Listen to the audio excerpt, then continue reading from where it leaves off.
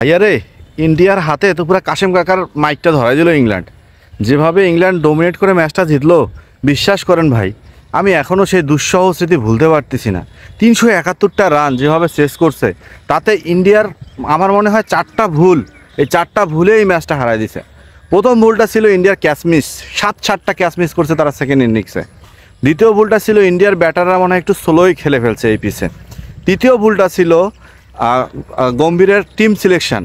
এইখানে এই যে হচ্ছে আপনার শার্দীপ ঠাকুর, তারপরে এই যে কৃষ্ণা, এই বোলারগুলোকে কেন খেলাইলো আমার মাথায় আসে না, বা টিম সিলেকশনের সময় এদেরকে কেন টিমে নেওয়া হইলো আমার মাথায় আসে না, যেখানে মোহাম্মদ সামির মতো বোলাররা এখানে খেলে নাই।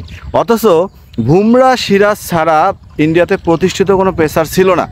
সেইখানটায় এই কয়েকটা ভুল মনে হয় ইন্ডিয়ার হাতে কাশিম কাকার মাইকটা ধরাই দিছে ইংল্যান্ড।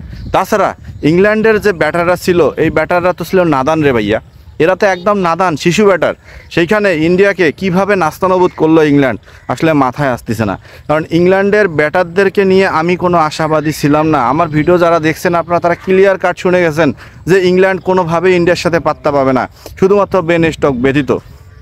কিন্তু সেই ইংল্যান্ড যদি ইন্ডিয়ার ব্যান্ডটা এভাবে বাজায়, তাহলে ইন্ডিয়ার মান কোথায় চলে গেছে একবার চিন্তা করছেন?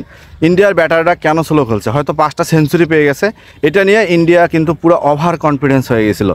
ইন্ডিয়ার ব্যাটারদের মাঝে কনফিডেন্স ছিল, ইন্ডিয়ার টিম ম্যানেজমেন্টের প্রতি কনফিডেন্স ছিল। তারা ভাবছিল যে যেভাবে আমরা খেলছি, 5-5টা সেঞ্চুরি পাইছে, আমাদের ঠেকায় কে? এই ওভার কনফিডেন্সে মনে হয় ইন্ডিয়ার কাল হয়ে গেছিলো রে ভাইয়া।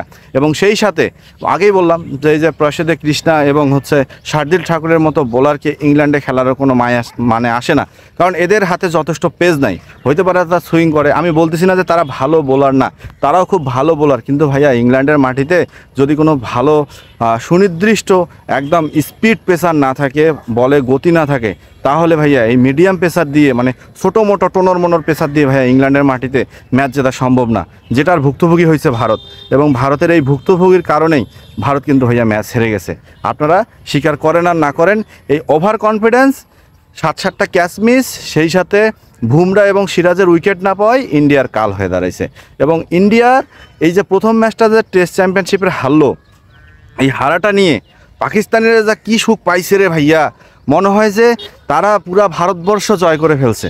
ইংল্যান্ড জেতে নাই, মনে হয়েছে ম্যাচ জেতে পাকিস্তানের। কারণ এই সিরিজ শুরুর আগে পাকিস্তানির পেসার শোয়েব আখতার বলছিল যে ইংল্যান্ডে ভালো খেলার মতো পেসার ইন্ডিয়া এখনও জন্ম দিতে পারে নাই।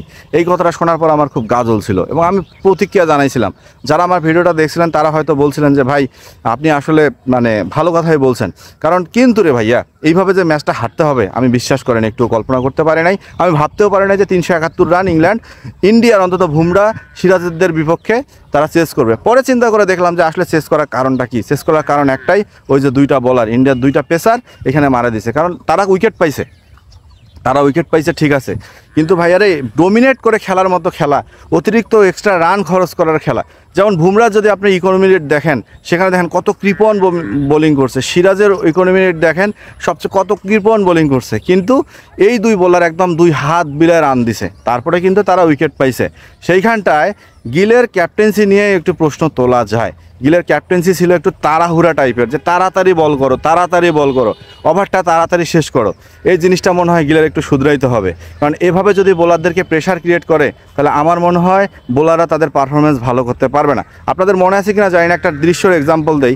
লাঞ্চের আগের ওভারটা, হ্যাঁ, যে ওভারটাতে সিরাজ বল করতেছিল, সেখানে যদি সিরাজ তাড়াতাড়ি বল শেষ করতে পারে, তাহলে পরের ওভারটাতে তিনি বুমরাকে দিয়ে চালাইতে পারতো।